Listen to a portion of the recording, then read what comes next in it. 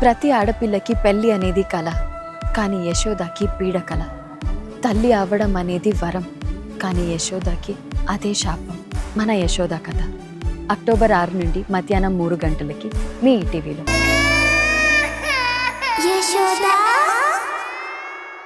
ఇవే ఇవే జీవన తరంగాలు, ఇవే ఇవే జీవన తరంగాలు, జీవన తరంగాలు. తను ఎక్కడుంటుందో ఎక్కడుండాలో తెలియట్లేదు కాబట్టి కీర్తికి నాలాగా ఎవరైనా తోడుండాలి. అలా అని నాకు నా భర్త తోడున్నట్టు కాదు, ఆయనకే తెలియదు పాపం. నాకాయన తోడున్నాడన్న సంగతే తెలీదు. అలాంటి బంధం మాది. బాధ్యత లేకుండా తిరుగుతూ ఉంటాడు. నేను బాధ్యత కలిగిన భార్యగా రుణపడి ఉండాలి. అదే రుణమంటే. నేను మా ఆయనకున్నట్టు. అంతేగాని నువ్వు మాకేం రుణపడి లేవు. నువ్వు చేయాల్సిందేమీ లేదు. ఇక నువ్వు బయలుదేరు.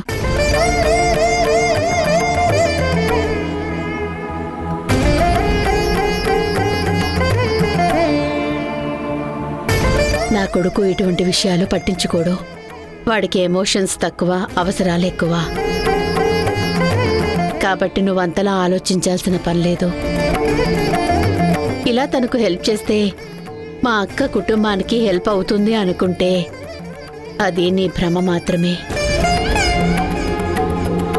నా కష్టాలకు నీకు ఎటువంటి సంబంధం లేదు. కీర్తొచ్చే టైం అయింది. నువ్విక బయలుదేరు.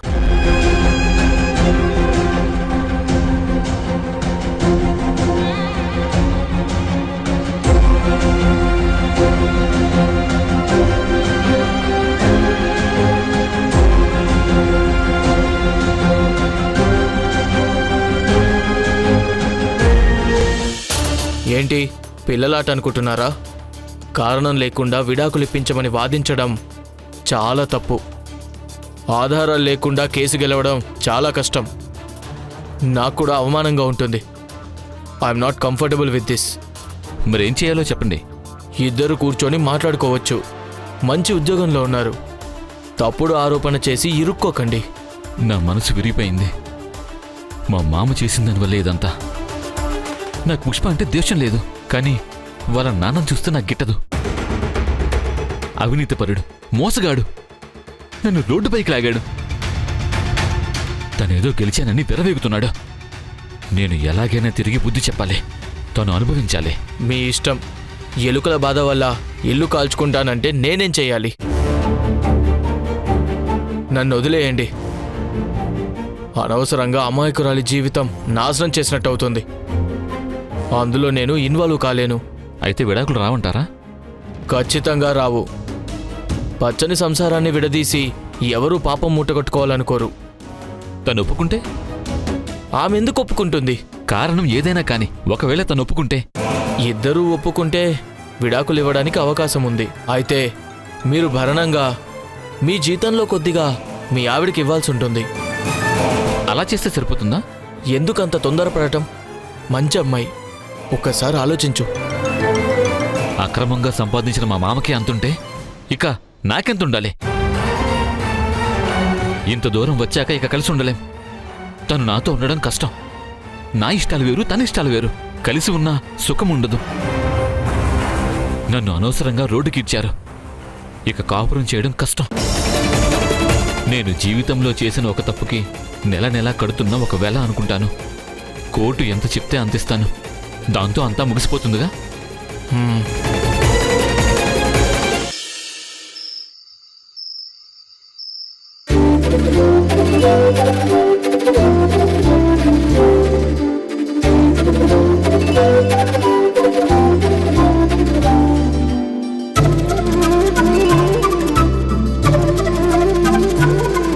మళ్ళీ మనిద్దరం కలుసుందాం. దయచేసి ఒప్పుకో దేవిక. కాదనుకో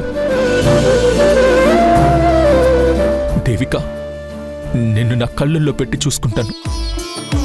ఒప్పుకో దేవిక, ప్లీజ్.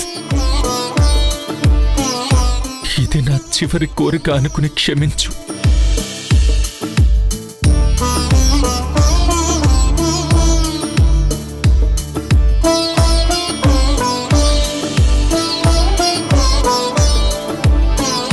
ఇవి రమ్య కోసం తెచ్చాను.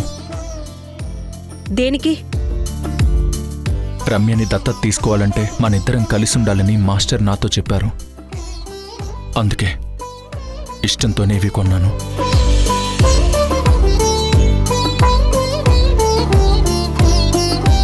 జ్యూసులు కాఫీలు అందించడానికి నువ్వేమీ ఇంటి జీతం తీసుకునే పని మనిషివి కాదు. ఈ ఇంట్లో మేమెంతో నువ్వు కూడా అంతే. కళ్యాణ్ మంచిగా మారాడు అనడానికి ఒకటి కాదు, రెండు కాదు, చాలా సందర్భాలున్నాయి. ఇవన్నీ చూశాక కూడా కళ్యాణ్ మారాడని ఇంకా నమ్మకపోతే అర్థం లేదు. కళ్యాణ్కి నేనింక దూరంగా ఉండాల్సిన అవసరం లేదనిపిస్తుంది.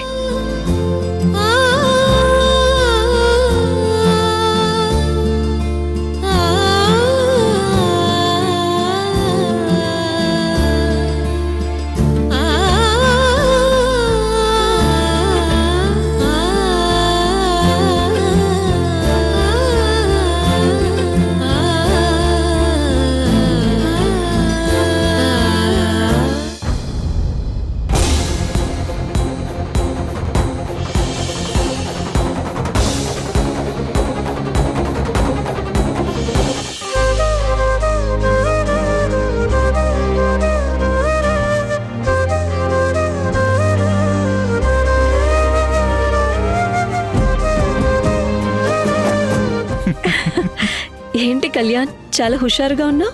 అవును దేవిక, ఈరోజు మా బాస్ మనోడి బర్త్డే ఉంది. ఈ వంటలన్నీ ఆపేయి, డిన్నర్ అక్కడే చేద్దాం.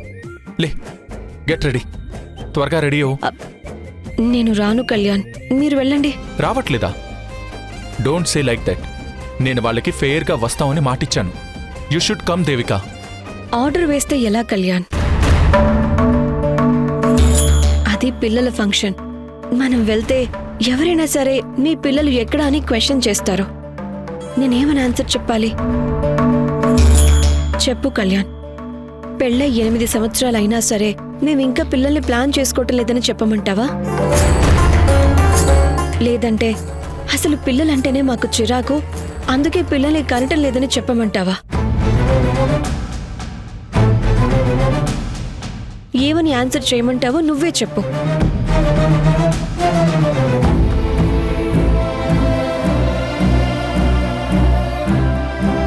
What is this non sense Devika? అక్కడ మనల్ని క్వశ్చన్ చేసే వాళ్ళు ఉండరు. నువ్వు అన్నెసరిగా డిబేట్ చేయకు. ఇలాంటి విషయాలను మగవాళ్ళను అడగకపోవచ్చండి, కానీ ఆడవాళ్ళని అడుగుతారు. నేను ఆన్సర్ చేయలేకపోతే నాలో ఏదో లోపం ఉందని అనుకుంటారు. లేదంటే పెళ్ళై ఇన్ని సంవత్సరాలైనా పిల్లలు పుట్టకుండా ఎందుకుంటారు? దేవిక గొడ్రలై ఉంటుందని రూమర్స్ క్రియేట్ చేస్తారు. అన్నీ నువ్వే ఇమాజిన్ చేసుకుంటావా? ముందు రెడీ అవ్వు, వెళ్దాం. ఇది ఇమాజినేషన్ కాదు కళ్యాణ్.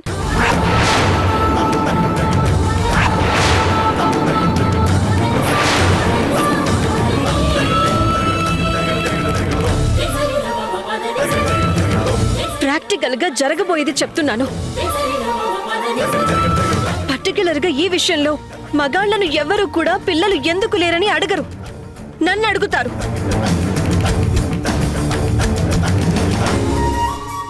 వాళ్ళు ఊహించుకున్న ప్రశ్నలతో ఊహించని విధంగా అడుగుతారు. ఉక్కిరి బిక్కిరి చేసి ఊపిరి ఆగేలా చేస్తారు. ఆన్సర్ చేయలేకపోతే నాదే లోపమని వాళ్ళే డిక్లేర్ చేసి న్యూస్ ని స్ప్రెడ్ చేస్తారు.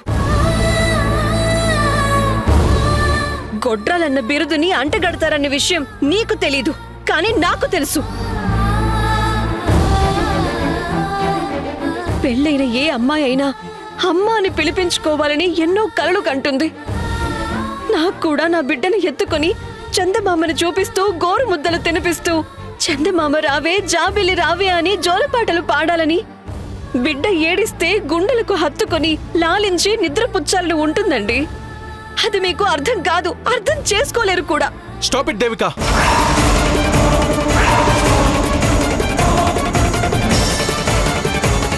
పిల్లల గురించి నా స్టాండ్ ఏంటో నీకు చాలాసార్లు చెప్పాను, ఇప్పుడు చెప్తున్నాను, నాకు ఈ ఏజ్లో పిల్లలొద్దు.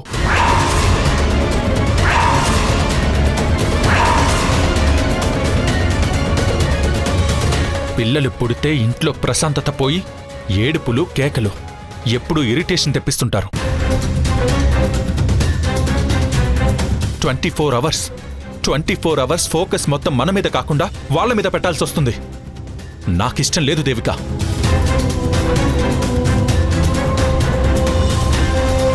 పుట్టిన దగ్గర నుంచి వాళ్ళకి సర్వెంట్లా ఉండిపోవాలి. వాళ్ళ మూతి తుడవాలి, స్నానం చేయించాలి. వాళ్ళ నిద్ర కోసం మనం నిద్ర మానుకొని జాగారం చేయాలి. ఇదంతా స్టూపిడ్గా అనిపించట్లేదా? రేపు ఉంటామో ఈరోజే పోతామో గ్యారెంటీ లేని లైఫ్ మంది. ఉన్న కొద్ది రోజులైనా లైఫ్ని ఎంజాయ్ చేస్తూ గడపాలన్నది నా మోటో. ఎక్స్ట్రా లగేజ్ తగిలించుకుని లైఫ్లో ముందుకు వెళ్లకుండా ఉన్న చోటే ఉండాలనేది నీ మోటో. ఇలా చెప్తూ ఎన్ని సంవత్సరాలు పోస్ట్పోన్ చేస్తావు? మన బ్యాంక్ బ్యాలెన్స్ స్ట్రాంగ్ అయ్యే వరకు. ఇక మనం ఎంజాయ్ చేయడానికి ఏది మిగల్లేదు అన్నంత వరకు. అప్పుడు నీ కోరిక తీరుతుంది. అండర్స్టాండ్?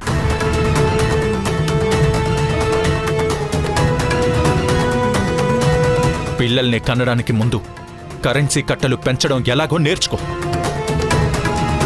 పిల్లలు లేకుండా బతికేయచ్చు, కానీ కరెన్సీ లేకపోతే బతకలేం. మూడు మొత్తం స్పాయిల్ చేసావు. చా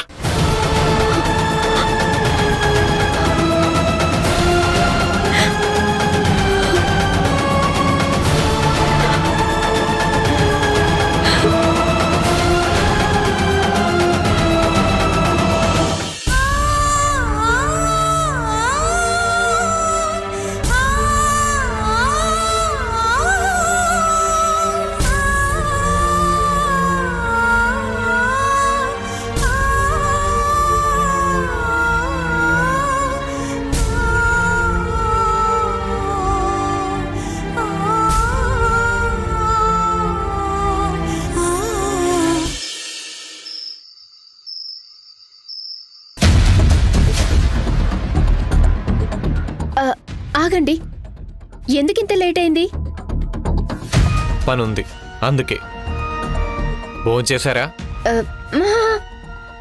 ఇప్పటి వరకు వెయిట్ చేశాం, మీరు రాలేదు. బయటకు వెళ్ళి తినేసొచ్చాం. అబ్బా, ఎంత దరిద్రంగా ఉన్నాయో ఈ రోడ్లు. ఆటోలో వెళ్ళలేము, ఎత్తి ఎత్తి పడేస్తున్నాయి. టాక్సీ వాళ్ళని అడిగితే ఈ ఏరియాకి రానన్నారు. తినడానికి ఏముంది? బాగుంది, వచ్చిందే ఇప్పుడు. రాగానే ఫుడ్ అంటే ఇదేమైనా హోటలా? పొద్దున్నుంచి అమ్మ నేను కూర్చుని విసుగొచ్చింది. ఒక్కటే బోరు, అందుకే బయటికెళ్ళి తిన్నాం. సిటీకి దూరంగా ఇల్లు, ఇంత లోన్లీగా ఉన్న చోట వంట చేసే మూడ్ ఏముంటుంది? వంటేం చేయలేదు. ఏమీ చేయకండి, తల్లి కూతుర్లు బయటికెళ్ళి బాగా తినరండి. సంపాదించి పెడుతున్నాను కదా. మీరు లక్షలు సంపాదిస్తే ఆ డబ్బంతా తినడానికే తగలేస్తున్నట్టు మా మీద అరుస్తున్నారు. ఆఫర్స్లో కూపన్స్ ఉంటే అమ్మకు నాకు ఆర్డర్ పెట్టాను, అవి వేస్ట్ అవుతాయని. కడుపుతో ఉన్నప్పుడు 4 రకాల రుచులు చూడాలని ఉంటుంది. నా ఒక్కదాని కోసం అవన్నీ వండుతూ కూర్చుంటే ఖర్చు. అందుకే హోటల్కెళ్ళాం. నా కోసం ఏం వండాలన్నా మా అమ్మే చెయ్యాలి. ఒక్కతే ఎలా చేస్తుంది? మీ పుట్టింటి వాళ్ళకి నేను ఉట్టి మనిషిని కాదన్న సంగతైనా గుర్తుందా? వాళ్ళని వద్దనుకుంది నువ్వు, ఆయన వాళ్ళ గురించి ఇప్పుడెందుకు? నీకు నచ్చింది తిను, నచ్చింది చెయ్యి, అంతా నీ ఇష్టం. అది కాదండి, మీరాలస్యంగా వచ్చి మమ్మల్నంటే ఎలా? వేళ కాని వేళ ఏం వంట చేయాలి? ఇంతసేపు ఎక్కడ తిరిగొచ్చారు? ఇంత ఆలస్యమైంది. నా లైఫ్కి తిరిగొచ్చే సరదాలు కూడా ఉన్నాయా? అంటే నేను తిరుగుతున్నానా? అందరు సాఫ్ట్వేర్ మొగుళ్ళు వీకెండ్కి గోవా టూర్లు తిప్పుతున్నారు. నేను అడిగానా? అమ్మా నేను ఇంట్లోనే ఉంటున్నాం కదా. ఇక నుండి నేను కూడా మీతో మూలు ఉంటాను. తర్వాత ఒకరు మొక్కలు చూసుకుందాం. అంటే వినే టైం ఉందా నీకు? ఏంటి, ఏమైంది? ఏముంది, జాబ్ పోవచ్చు. మీరు కూడా తప్పు చేశారా? నాకు ముందు నుంచి మీ మీద డౌటే. మీ నాన్నలాగే మీకు కూడా ఆశ ఎక్కువ. ఆయనలాగే మీరు ఇంట్లోనే కూర్చోండి. తండ్రికి తగ్గ కొడుకు అనిపించుకున్నారు. పోండి. ఆపుతావా ఇక? నేనే తప్పు చేయలేదు. అయినా నేను లవ్వు లవ్వు అని చదువుని మధ్యలోనే వదిలేసి మిమ్మల్ని పెళ్లి చేసుకున్నాను చూడండి. నాది బుద్ధి తక్కువ. కనీసం మీ అమ్మకి జాబ్ ఉంది, నాకది కూడా లేదు. అయినా పెళ్లిళ్ళు పెద్దోళ్ళు చూసుకుంటారంటే నాకు అర్థం కాలేదు. నేను చదువు మీద శ్రద్ధ పెట్టాల్సింది. నోరు మూసుకుంటావా ఇక? చెప్పింది పూర్తిగా వింటావా లేదా? ఆహా.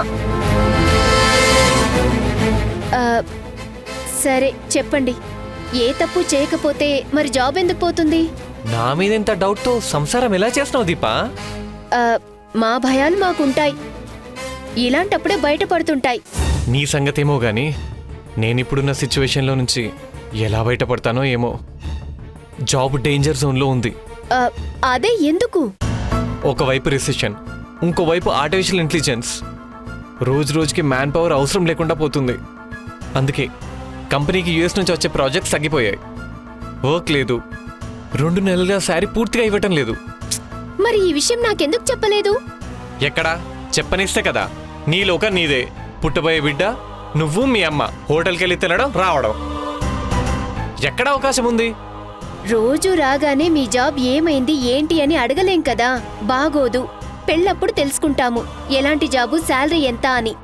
ఆ తర్వాత మీరే చూసుకోవాలండి. అప్పుడు తెలియదులే. పెళ్లి తర్వాత హెడేక్ అంతా నాదే అని. నా జాబ్కి అప్పుడు చాలా డిమాండ్ ఉండేది, మంచి ప్యాకేజ్. అందుకే కళ్ళు మూసుకొని తాళి కట్టించుకున్నావు కదా.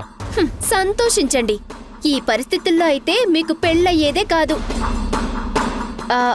అది సరే, ఇప్పుడెలా? జాబ్ పోయినట్టేనా? ఇంకా లేదు, నిదానంగా అదే జరగచ్చు. ఎక్స్పీరియన్స్ ఉంది కదా, ఇంకెక్కడైనా ట్రై చేయండి. ఇక్కడిచ్చే ప్యాకేజ్ బయట ఇవ్వరు. ఎక్స్పీరియన్స్ ఉన్న వాళ్ళని కంపెనీలో అనవసరమైన బర్త్డేనని పక్కన పెడుతున్నారు. అందుకే నేను అప్పుడు అంతగా మొత్తుకున్నాను, ఇంత పెద్దిల్లు వద్దని. జీతం వస్తుంది, ఏం కాదని కట్టించావు. ఇప్పుడు చూడు, పరిస్థితి తలకిందులైంది. బ్యాంక్ అప్పు కట్టలేదు, అక్కడ కూడా వడ్డీ పెరిగిపోతుంది. రఘురాం గారి దగ్గర తీసుకున్న అప్పు 2 నెలలుగా ఇన్స్టాల్మెంట్ కట్టలేదు.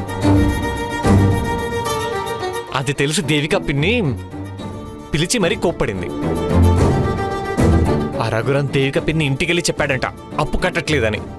నేను ఆ టెన్షన్లో ఉన్నాను, నువ్వు ఓ ఎగురుతున్నావు. సారీ. ఉప్మా చేయమంటారా? మీ జాబ్ పోతే ఎలా అండి? జాబ్ పోదు, కొన్ని రోజులు ఖర్చు తగ్గిస్తే మంచిది. కొత్త అప్పులు చేయకుండా జాగ్రత్త పడాలి. అయినా పాత అప్పుల ఇన్స్టాల్మెంట్ కట్టాలంటేనే కష్టంగా ఉంది. ఇంకా అప్పులు పెరిగితే రోడ్డు మీదకి వస్తాం. శాలరీ తక్కువైతే బ్రతకడం కష్టమండి. వేరే ఎక్కడైనా జాబ్ దొరుకుతుందేమో చూడండి. జీతం తక్కువని సుఖాలు తక్కువ చేసుకోవడం కుదురుతుందా? అన్ని అవసరాల్లా మారిపోయాయి. అలవాటైన వాటిని విడవడం చాలా కష్టం. ఏది ఇంపార్టెంటో, ఏది యూజ్ఫుల్ కాదో మీకు తెలియాలి కదా. ఇకనైనా జీతం వచ్చిన వెంటనే నా చేతికివ్వండి, నేను చూసుకుంటాను. అసలే లేదంటే కొసరైనా తీసుకురా అన్నట్టుంది నీ పద్ధతి. భార్య అన్నప్పుడు బాధ్యత ఉండాలి అని చెప్పింది మీరే. బాధ్యతతో శాలరీ అడిగితే ఇలా నా మాట్లాడేది? మీరు భలే ఉన్నారండి. అది ముందు నుంచే ఉండాలి, ఇప్పుడు కాదు. పద.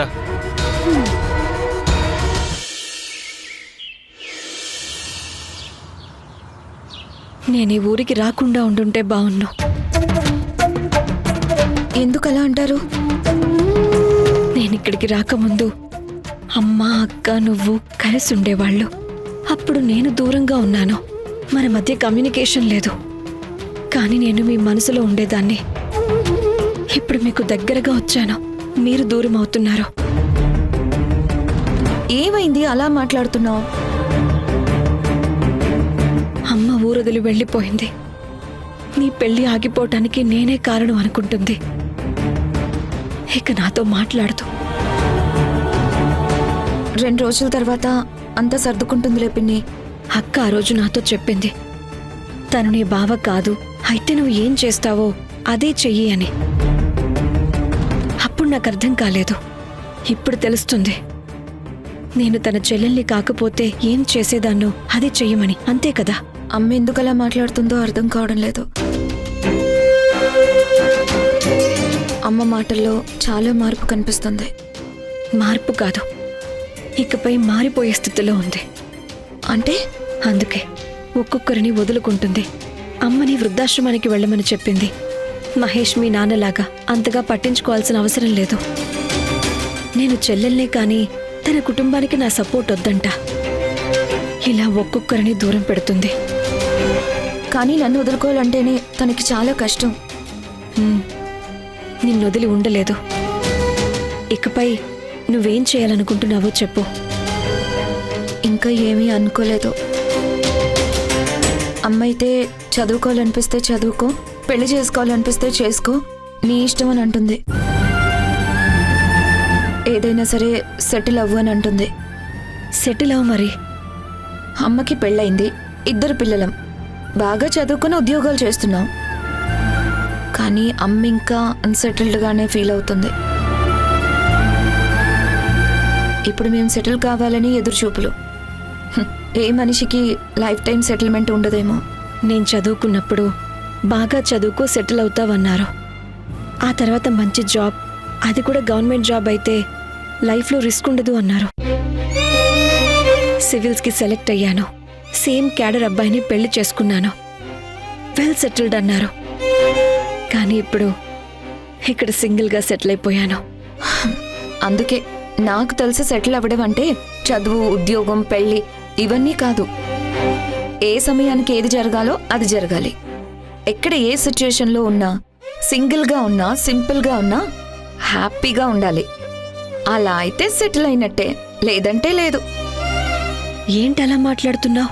పెళ్ళొద్దని డిసైడ్ అయ్యావా? మళ్ళీ అదే ప్రశ్న. కావాలి వద్దు అన్న ప్రశ్నే ఉండొద్దు. ప్రవీణ్ వచ్చాడు, పెళ్లి చేసుకుంటానన్నాడు. నేను సరే అన్నాను. ఆ తర్వాత ఆగిపోయింది, వెళ్ళిపోయాడు. అంతే. పెళ్లి కావాలని నేను అడగలేదు, వద్దంటే వద్దని కూడా చెప్పలేదు. అదొక సిచ్యుయేషన్ అంతే. కానీ నీ పెళ్ళి ఆగిపోవటం మీ అమ్మని చాలా కృంగతీసింది. అవును, అది చెప్పడానికే వచ్చాను. అమ్మ ఉదయం లేస్తుంది, వంట చేస్తుంది, రెడీ అయ్యి ఆఫీస్కి వెళ్తుంది. మాట లేదు, పలుకు లేదు. ఇంతకుముందు నాన్నతో గొడవ పడ్డం అయినా ఉండేది, కానీ ఇప్పుడు ఏదీ లేదు.